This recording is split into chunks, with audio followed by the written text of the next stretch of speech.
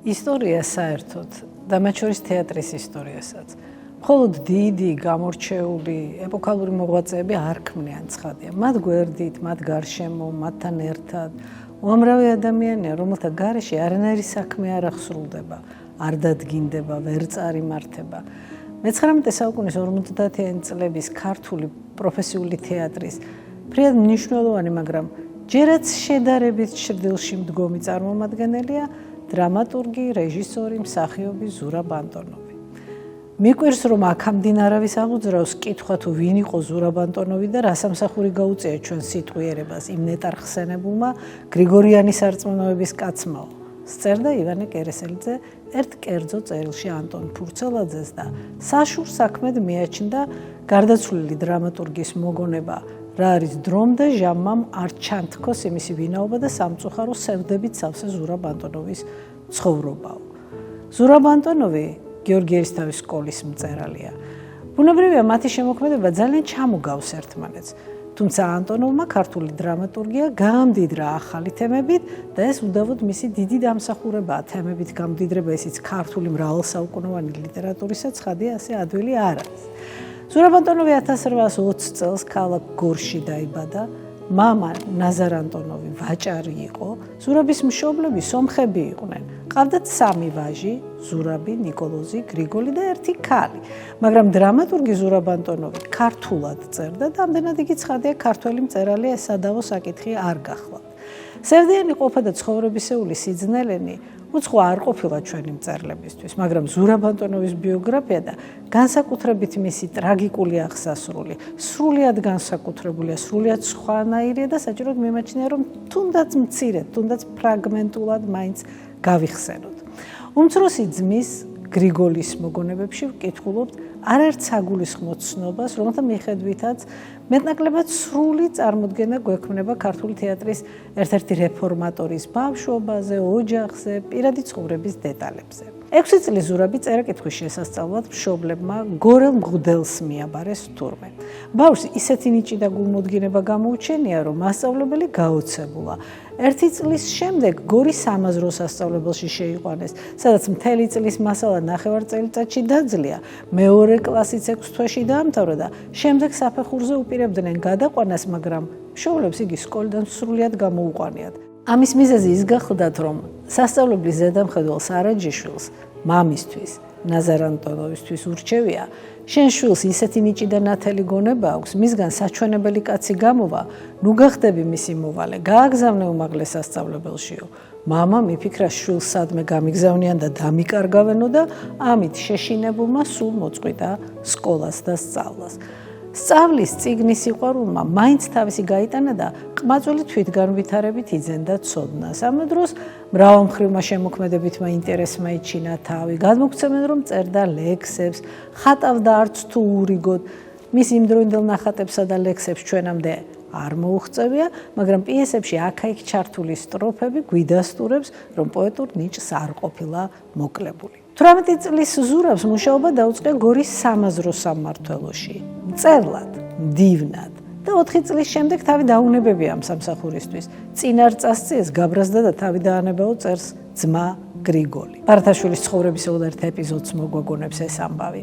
თან ამ დროს მამა ნაზარ ანტონოვი გარდაიცვალა თურმე და ძმებმა ზურაბმა და ნიკოლოზმა გადაწყვიტეს მამის სავაჭრო საქმიანობას გაწყობოდნენ. ვაჭრობაში ვერ იხეირეს, ნაცნობი ვაჭრის ვალი დაედოთ და მირონ ამიროვის სახით შემდეგში სამდაო მტერი გაიჩინეს. ეს ის მირონ ამიროვია, რომელმაც საბედისწერო როლი შეასრულა ზურაბ ანტონოვის ცხოვრებაში.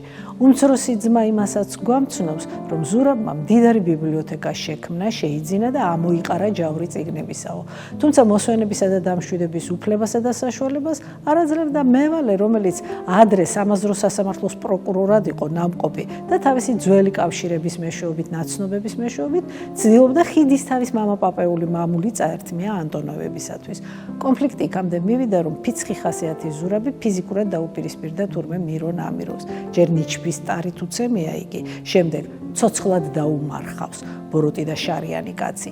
იმიტირებული საფლავები გაუთხრია ამიროვისა და მისი ოჯახის წევრებისათვის, თითქოს ითამაშა, წარმოდგენა გამართა, მაგრამ უზნეო ამიროვისთვის ანტონოვის ეს წარმოსახვითი ქმედება ლამის რეალურს გაუტოლდა და ბოღმამ და ბრაზმამ მთლიანად მოიცვა. სასიხარულო გარდატეხა ზურაბ ანტონოვის ცხოვრებაში იწყება 1850 წლიდან, გიორგი ერისთავის მიერ პროფესიული თეატრის დაარსებიდან. ამ დასის წევრთა უმრავლესობა გორიდან იყო, კიდევ მათგან უმრავლესობა ხითისთავიდან და ზურაბის ახლო ნაცნობები.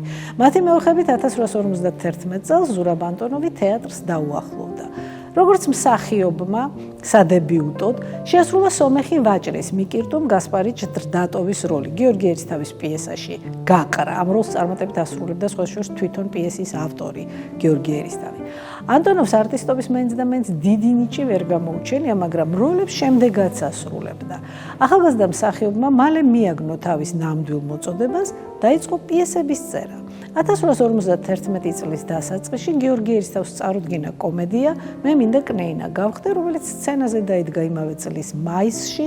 მთავარ როლს მინას შაჰულოვს ასრულებდა ავტორი. პიესა მაყურებელმა გულითადად მიიღო და ავტორს თურმე ოვაციებიც გაუმართა.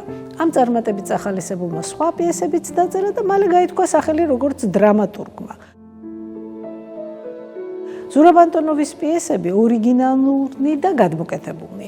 გიორგი ერისთავის კომედიებთან ერთად გახდა იმდროინდელი ქართული თეატრის საყრდენი. 1854 წელს, როცა გიორგი ერისთავი იძულებული გახდა თეატრი მიეტოვებინა, მსახიობთა გადაწყვეტილებით დირექტორის ადგილი დაიკავა ზურაბ ანტონოვმა. ეს ადგილი, ეს თანამდებობა მან დაიმსახურა თავისი ნიჭით, როგორც არტისტმა, როგორც რეჟისორმა, როგორც დრამატურგმა და საფიქრებელია ალბათ როგორც ორგანიზაციული უნარის მქონე კომუნიკაბელურმა ადამიანმა. ერთი კვირის შემდეგ კი, იმავე წლის დეკემბერში, მეტი რომ არა ვთქვათ, ძალიან უცნაურ პირობებში გარდაიცვალა. დაკრძალეს ვერის სასაფლაოზე, საფლავი დღეს დაკარგულია, ოჯახი არ შეუქმნია, ამ მემკვიდრე არ დარჩენია. რა მოხდა? სიკვდილამდე რამდენიმე ხნით ადრე ქუჩაში ძაღლს უკბენია. ამიტომ ბევრჯეროდა რომ ცოფმა იმსხვერპლა. ივანე კერესელიძეც ასე იხსენებს. მაგრამ ძმის ამბობის მიხედვით ის ძაღლი არ გაცოფებულა, ხოლო როდესაც ზურაბი ცუდად გახდა, იმის მაგივრად რომ ექიმი მოეყვანათ, პოლიცია შემოერტყა სახლს ირგვლივ, ჩაუკეტეს გარედან კარი და ასე ტანჯვაში ამოხდა სული. რათ ამკლავთ, რას ხედავთ, ჩემში იძახდა თურმე ღონემიხდილი ავადმყოფი შინიდან და წყალს ითხოვდა, მაგრამ იმის შიშით ცოფი არავის გადასდოსო წყალიც არ მიაწოდეს. სავარაუდოა რომ ფულიანმა მირონ ამიროვმა, რომელიც შემთხვევას ეძებდა ზურაბ ანტონოვისთვის ვნება მიეყენებინა, მოისყიდა პოლიცია. სიკვდილამდე ცოტა ხნით ადრე 5 დღით სრულად უმიზეზოდ დააპატიმრებინა, იქ საიდუმლოდ მოაწამვლინა. ანტონოვის შინდაბრუნების მეორე დღესვე საშინელი წამებით აღესრულა, ხმა კი გაავრცელეს, რომ ზურაბ ანტონოვი გაცოფდა და მოკვდაო. მაგრამ ანტონოვი მოკლა ძაღლის ნაკბებმა კი არა, არამედ მირონ ამიროვის ცოფმა, ასე იხსენიებს მსახიობი აღალო თუთაევი. ამიროვის ასეთი სასტიკი შურისძიების მიზეზად კი ასახელებენ დრამატურგის ბოლო პიესას, ერთი ცნობით ცრუპენტელა, სხვა ცნობით კიზიროკი, რომელშიც მოქმედ პირად ყავდა გამოყვანილი და მასხრად სასაცილო დაგდებული საძაგელი ამიროვი. როგორც თვითონ ძმისთვის უთქვამს, ეს მის პიესებს შორის გამორჩეული ყველაზე უკეთესი ყოფილა. ური მოგვიკრავს, რომ ამ პიესას ერქვა კიზიროკი, რომელშიც ერთი გორელი, ძველი ჩინოვნიკი ყავდა გამოყვანილი, კაცი მოდავე, მოგრთამე, შარიანი, მძლავრი და უპატიოსნო ქცევისა, ესხა პლაში და დიდი კიზიროკიანი ფურაშკა. კანონიერი ცოლშვილი გორში ყავდა და უკანონო ქალაქში, წერდნენ ზურაბ ანტონოვის თხზულებათა გამომცემელნი.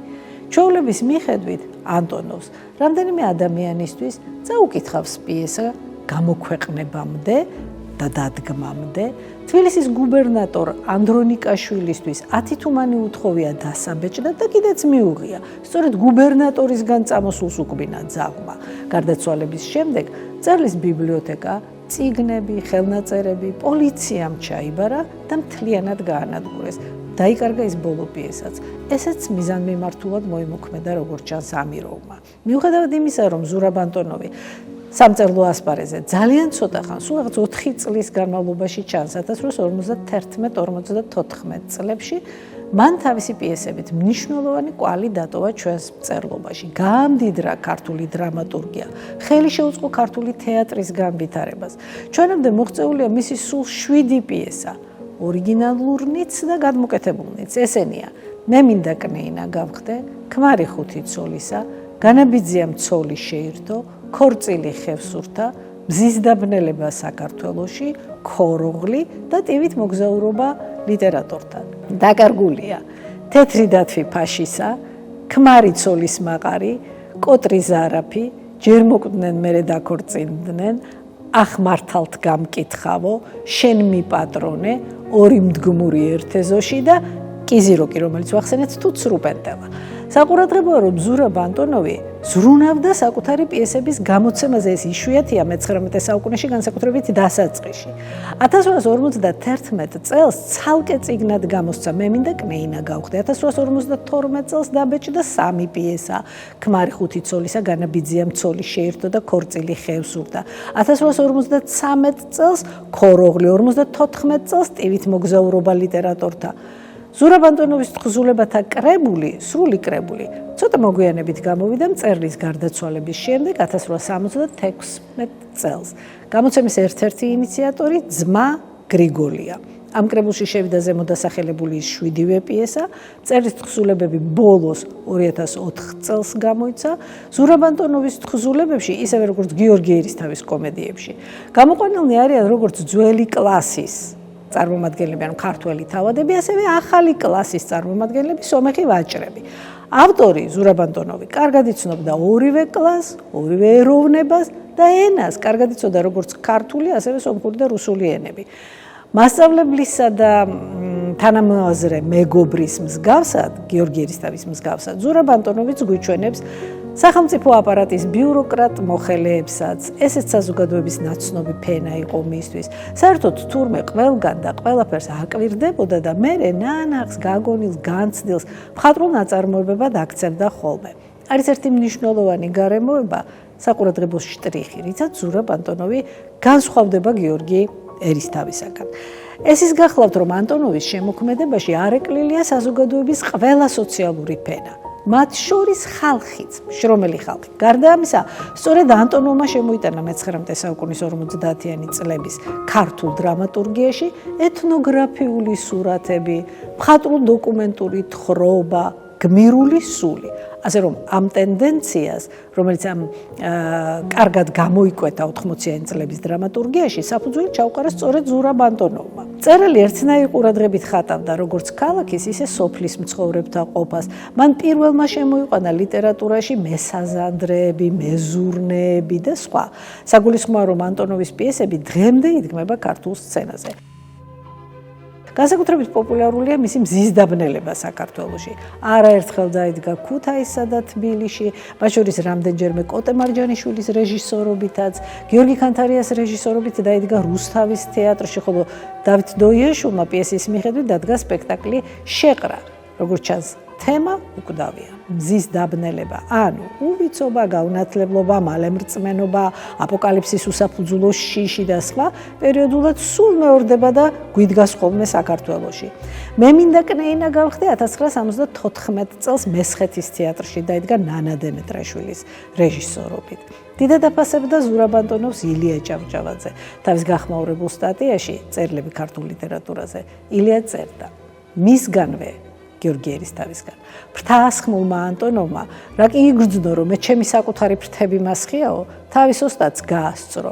მის ვიწრო მოედას ღობეები შორს გაუდგა, სარბიელი გაუდიდა და ეგრეთ წოდებული მდაბიო ხალხის ყოფა ცხოვრება, ავკარგიანობა, მისი ზნეჩვეულება ცოტათ თუ ბევრად დაგვანახა. მისი მზის დაბნელება, ქორწილი ხევსურთა, თუ ყოველ ამის სრული სურათი არ არის, წერლობის ამხრივ მიმართულების მაგალითი ხომ არის და არის.